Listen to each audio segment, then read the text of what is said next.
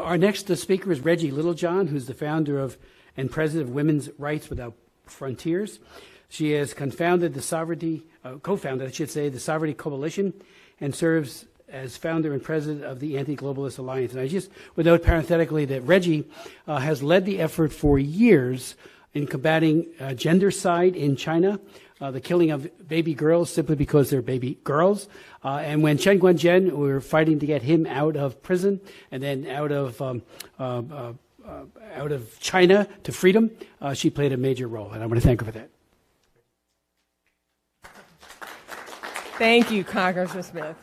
And thanks also to Congressman Brad Wenstrup for hosting this crucial and timely press conference to alert the world about the growing concerns over the WHO pandemic treaty. Having demonstrated in the last pandemic its corruption and incompetence, the WHO now seeks the world's approval to greatly expand its power and budget through its proposed pandemic treaty and amendments to the international health regulations. It asks us to trust it, to hold China accountable. Through these expanded powers, why should we trust the organization that kowtowed to China in the last pandemic to turn around and hold China accountable in the next pandemic? The WHO refuses to call the pandemic treaty a treaty. It calls it an agreement, an accord, a framework, anything else, likely because it does not want it to be submitted to the treaty process in the United States and worldwide. Regardless, the pandemic treaty is a treaty. The Oxford Reference Dictionary defines a treaty as an international agreement in writing between two states or a number of states. Clearly, the pandemic treaty is a treaty, and as a treaty, it can only take effect in the United States with the advice and the consent of the Senate.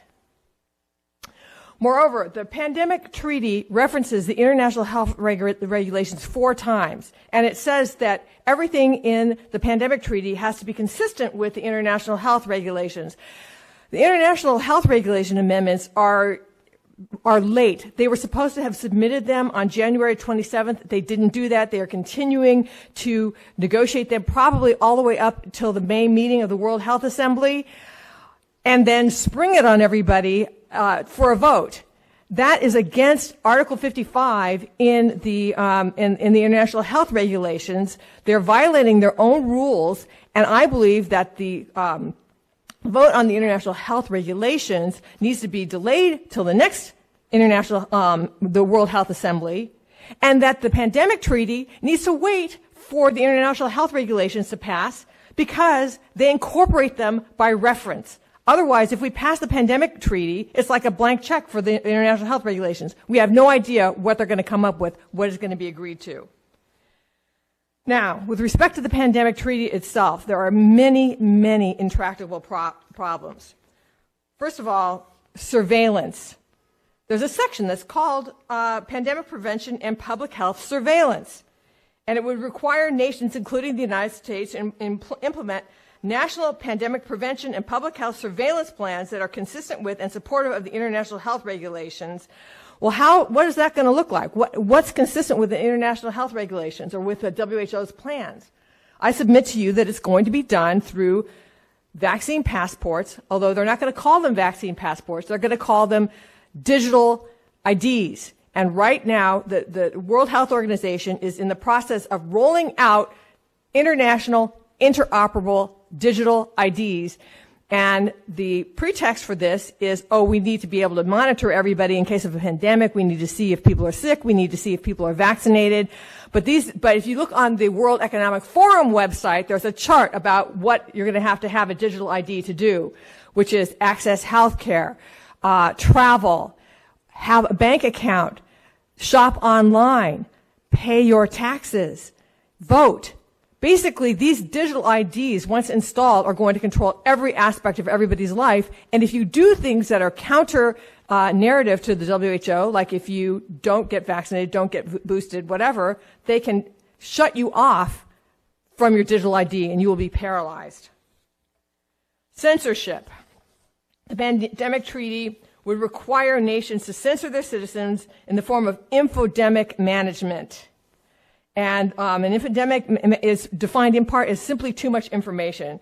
So this is information that could be true, but the WHO thinks it's too much information, and they would censor it if it leads to mistrust in the health authorities. In other words, if your true information leads you to not want to follow what the WHO is doing or saying, that's misinformation or an infodemic, and they will censor it.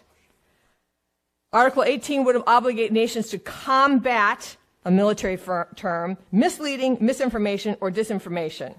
And on the WHO website, you can find many articles on new infodemic management tools, such as social listening. You know, what's social listening? Seems to me like they're going to be watching our social media posts and deciding whether to shut us down or not. Now, with respect to One Health, I agree that in the right hands, One Health is something that's indisputably true. There is a connection between human health, animal health, plant health, and the environment.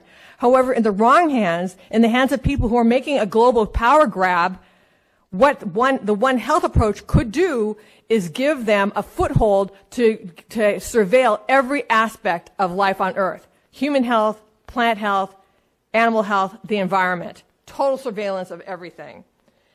Then there's lastly the Conference of the Parties. This would set up an entirely new organization which would have the power to implement the pandemic treaty, but significantly that the Conference of the Party has the power to adopt amendments to the treaty. So what that means is that once people finally agree on a treaty and on the Conference of the Party, which is part of the treaty, the Conference of the Party can, by itself, amend the treaty. And it doesn't say whether that has to go back to the nations for any kind of ratification.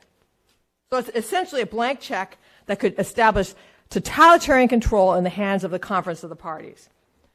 Together with the international health regulations, the pandemic treaty presents the greatest threat to freedom that the world has ever faced. Public health is being used as a tool for total control. This is not a public health issue, but an instrument to introduce Chinese-style totalitarianism to the United States and worldwide. In my opinion, the world has gotten along just fine without a pandemic treaty. I don't think we really need a pandemic treaty. We can count on people to respond, especially the generosity of the United States, to help where it's needed. But we certainly do not need a pandemic treaty that gives so much power and control to the World Health Organization. Who will keep the WHO accountable? Who can stop them from abusing their power? Once we have ceded our sovereignty, it will be difficult, if not impossible, ever to get it back. Thank you.